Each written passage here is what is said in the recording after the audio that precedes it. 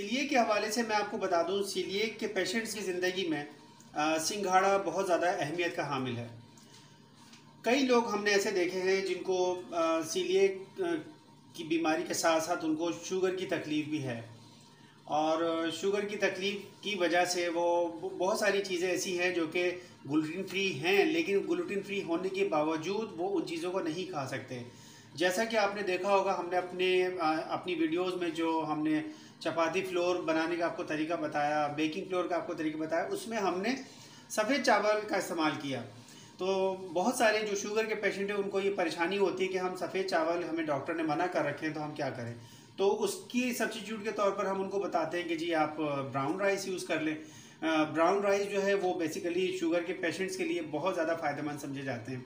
लेकिन एक जो ऐसा भी है बेकिंग फ्लोर में जिसकी वजह से शुगर के पेशेंट को परेशानी का सामना करना पड़ता है, और वो जो है पोटैटो स्टार्च का। पोटैटो स्टार्च आपको पता है कि आलू से ज़ाहिर हासिल किया जाता है, और आलू के अंदर भी कार्बोहाइड्रेट बहुत ज़्यादा होते हैं। तो डॉक्टर्स आम तौर पर शुगर के पेशेंट को आलू खाने का मशवरा नहीं देते। अब ये पोटैटो स्टार्च चूँकि हम बेकिंग फ्लोर में डाल रहे हैं, तो बहुत सारे लोगों को इस बात की भी परेशानी होती है कि बेकिंग फ्लोर में हम पोटैटो स्टार्च नहीं डाल सकते। तो उनके लिए मेरी तरफ से मशवरा ये है कि वो सिंघाड़े का आटा इस्तेमाल करें। सिंघाड़े का आटा बेहद मुफीद चीज़ है। अगर आप इसको अगर आपको ब्लड प्रेशर है, अगर आप शुगर के पेशेंट हैं और डिप्रेशन के मरीज़ हैं, आपको कुछ ऐसी बीमारियां हैं जो आप किसी से डिस्कस नहीं कर सकते, कुछ पोशीदा बीमारियां होती हैं ख़वातीन की, कुछ पोशीदा बीमारियां होती हैं मर्दों की जो दूसरों से वो डिस्कस नहीं करना चाहते या पसंद नहीं करते, उन तमाम बीमारियों में खुश्क सिंघाड़ा जो है बेहद अक्सीर का दर्जा रखता है। इसके बहुत सारे तरीके हम वक्तन फ़वक्तन इसके तरीके आपको बताते रहेंगे। फ़िलहाल मैं आपको सीलिएक के हवाले से ही बताना चाहता हूँ कि जहाँ जहाँ पोटैटो स्टार्च यूज़ किया जाता है, आप उसकी जगह पे बेझिझक सिंघाड़े का आटा इस्तेमाल कर सकते हैं। अगर मैं आपको दिखा सकूं तो ये ताज़ा सिंघाड़े और खुश्क सिंघाड़े मेरे पास मौजूद हैं। ये वो सिंघाड़े हैं जो भी कुछ देर पहले आपने वीडियो में देखे, जिनको हमने उबालने का तरीका जो है आपको बताया था, जिसमें बराए नाम हमने पानी को छिड़क के उसको स्टीम दी थी।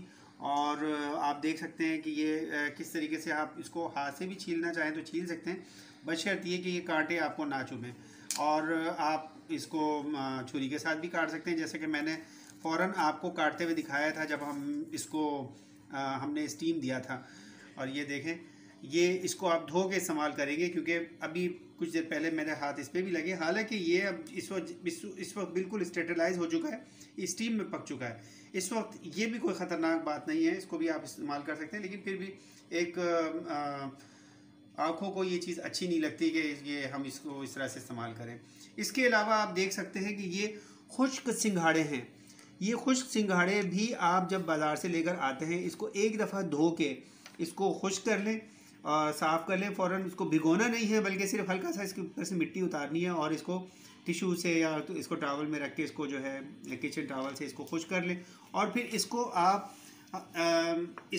फिर हवन दस्ते में भी पीस सकते हैं। देख सकते हैं बहुत आसानी से ये पीस जाता है।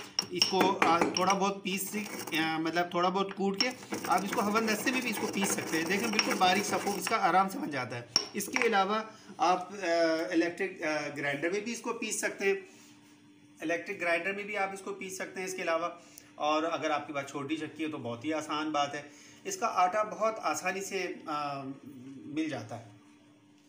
तो नाज़रीन, सिंघाड़े लेकर आएँ, उसको खाएँ, लेकिन बहुत ज़्यादा खाने की ज़रूरत नहीं है। आम सेहतमंद इंसान एक दिन में 10 से 15 ग्राम सिंघाड़े आराम से खा सकता है बग़ैर किसी नुकसान के।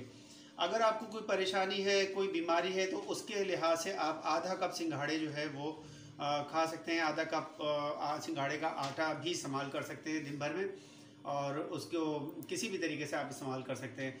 ये केक में, पुडिंग में, हर जगह पे इसका आटा इस्तेमाल होता है। बेकिंग में भी आप इसको इस्तेमाल कर सकते हैं। कुछ लोग सिंघाड़े की खीर भी बनाते हैं। हम कभी मौका मिला तो उसकी खीर भी बनाने का आपको तरीका बता देंगे। वीडियो पसंद आई हो तो इसको लाइक करें, शेयर करें, दोस्तों को बताएं, और अपना बहुत ख्याल रखिएगा। जज़ाकल्लाह, बहुत बहुत शुक्रिया। अल्लाह हाफ़िज़।